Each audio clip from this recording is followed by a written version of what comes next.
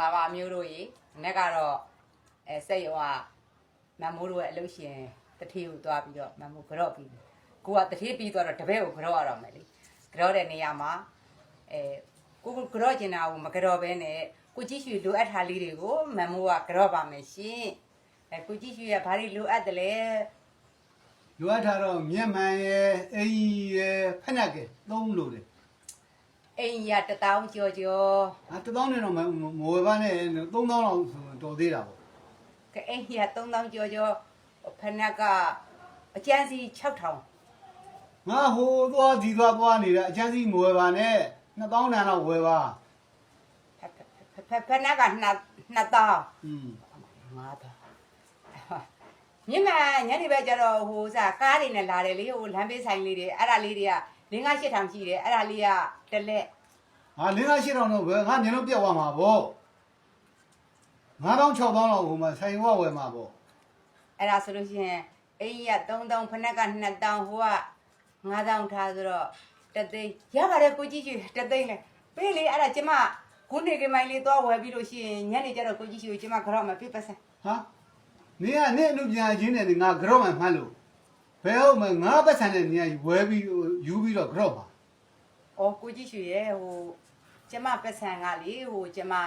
ကိုဝယ်ဝစ်ချင်တာလေးတွေလည်းဝစ်တယ်နောက်ဟိုမှာဟိုဖျောင်းနိုင်လေးတွေလည်းမီးထုံးပွဲအတွက်ဝယ်တယ်ဆိုတော့ကျမမပတ်ဆံမရှိဘူးလေဟိုကိုကြည့်ရွှေထုတ်ပေးပြီးတော့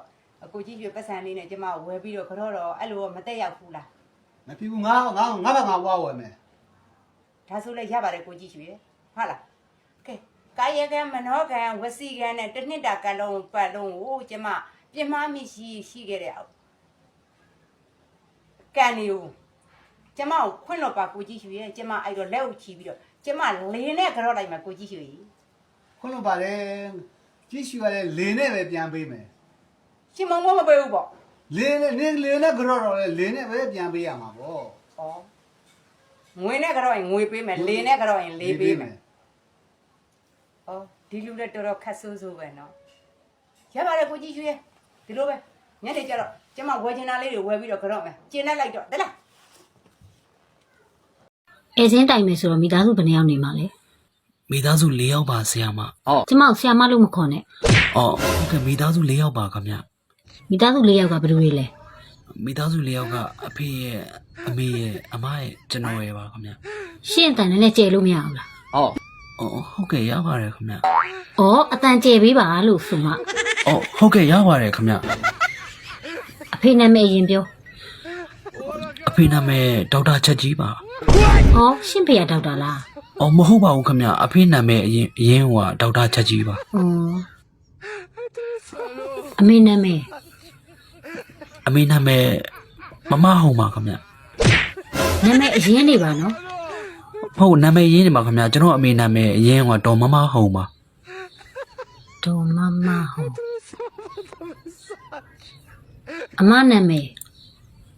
အမနာမည်နှစ်သမီးလေးပါခင်ဗျဒီနာမည်ကြီးကြားဘူးတလို့ပဲနော်နာမည်သူမရှားလူသူမရှားပါပဲအမနှစ်သမီးလေးရှင့်နာမည်ကျွန်တော်နာမည်မောင်စောပါဟ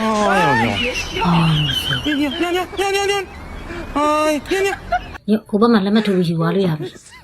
ဟုတ်ကဲ့ခင်ဗျဒါနဲ့မှကျွန်တော်ကအခုမှအစ်ပြောင်းလာတာဆိုတော့လေအမရဲ့နာမည်လေးသိလို့ရမလားကျမနာမည်ကမြ